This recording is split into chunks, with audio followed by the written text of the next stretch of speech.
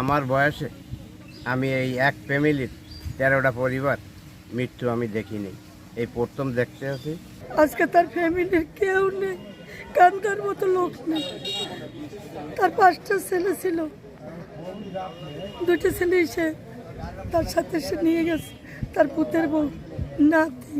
তার ঘরে কান্নার মতো কোনো লোক নেই, তার বাড়ির ভিতরে হাহাকার। তার ইচ্ছা ছিল ছেলেকে বিয়ে বউ নিয়ে মোংলাতে নিয়ে আসবে, এখানে আনন্দ উৎসব পরিবেশে অনুষ্ঠান করবে, সেই ইচ্ছা তার আর পূরণ হলো না। আমার বিয়ে বাড়ির 3জন, তার মেয়ে, আমার পুত্র বোন, নানি, দাদি আর ছোট বোন, এরা হচ্ছে 4জন। আর আমার ফ্যামিলি থেকে 9জন, 10জন ছিল, একজন হসপিটালে আর 9জন গেছে।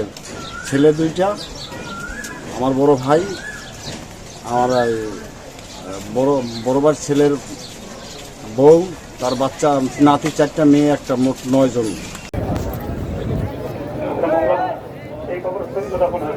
মোংলা বন্দরের কবরস্থানে মাইয়তদেরকে দাফন করা হবে।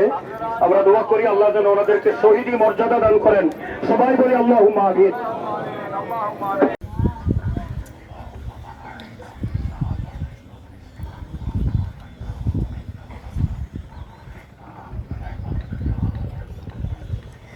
দিন রাত্র নাই আমাদের দলের জন্য কাজ করে গেছে। তার পরিবারের সকলে চলে গেছে এবং কি তার বিয়ে করতে গেছে, তার